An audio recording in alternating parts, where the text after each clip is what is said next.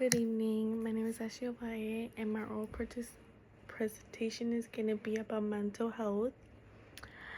So my thesis is that researchers shows that many young people struggle with mental illness in silence, and therefore I think there should be more access to help, to support for those who struggle with mental illness, because usually they have problems seeking help. Yes, there's some posters where they talk about it in school about like don't be afraid to ask for help, but according to other researchers, it says that mental health is a serious issue that affects millions of people around the world. So it's just not one single person in the whole world dealing with it. Everybody goes through it differently. However, majority of those who are affected are by young people, which, as personal experience as me when I was young before, well, I'm still young, but I was afraid to speak up because I was scared of getting judged, especially living in a Hispanic household. But it's always good for you to understand that you're not going to get judged. No one's going to misunderstand you. It's not embarrassed to have some type of mental health issue. It's just something that comes with life, and it's okay to speak about it. One of my sources that support my thesis is that the study by Webster called the Explore the Gender Gap in Young Adult Mental Health During COVID-19 is that a lot of people, especially young people during the pandemic, had a major impact with mental health because during the pandemic we weren't allowed to go anywhere and we were just stuck in four walls, which of course who wouldn't go crazy, especially for those that are used to going to school every day.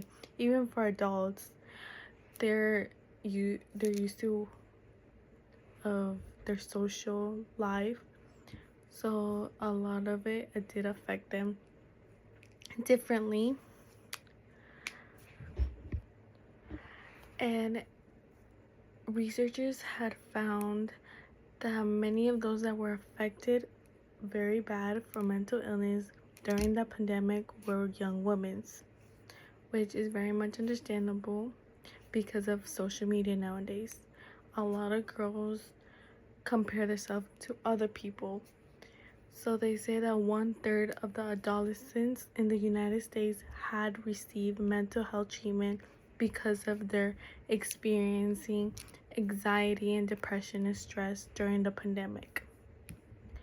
Another source I have by Kayla Bartish, she had discussed that the mental health crisis of suicide was very much high in the United States, where about 50,000 people died because of suicide in the 2022, which me personally I think is very insane, high numbers, which once again I do suggest that we should have more resources, especially for adolescents and young adults, to have that ability to reach out for help and not be discriminated or judged or feel embarrassed and have a safe spot, even if it's with a teacher or a mentor.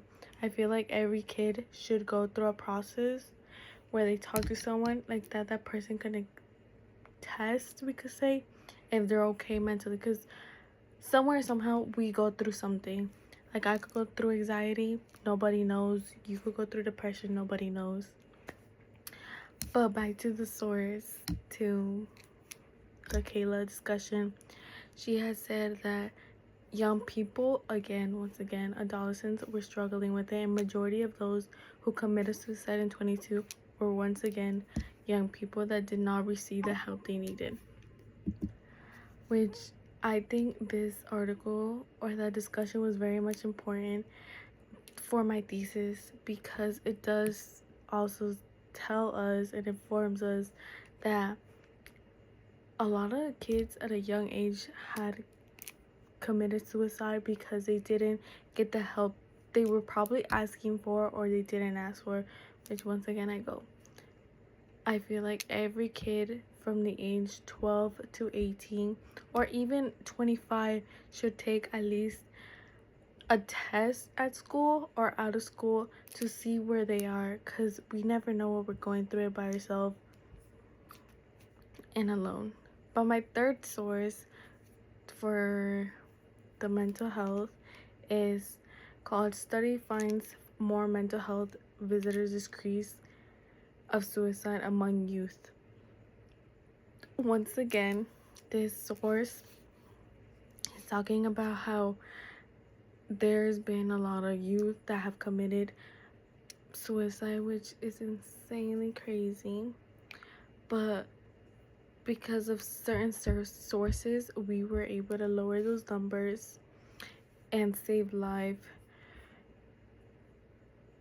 And they were able to diagnose what was going on and what their mental health condition were. With regularly, it's hard to figure out what's going on, especially if you're trying to figure out if it's mental health depression, mental anxiety. You never know. So it does take a good process, but as soon as you're into that process, you're eventually gonna know what's going on with you and what people could help you in what ways it could keep those minds and have a beautiful life.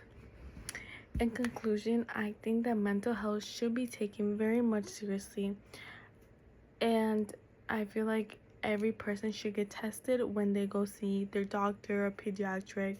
Take a small little short Q&A asking like how they're feeling, everything, because like I said, it's very important, especially for young adults or teenagers, because nowadays social media is very much insane. I mean, cyberbullying, there's a lot of negative comments, body shaming people. It's just so bad nowadays because of social media, which I do think that we should have more counseling, more people talking about their own problems with mental health, like that they could have the sorry, I can't find the word. I can't remember the word. They could have the motivation to speak up about how they're feeling so they don't feel alone.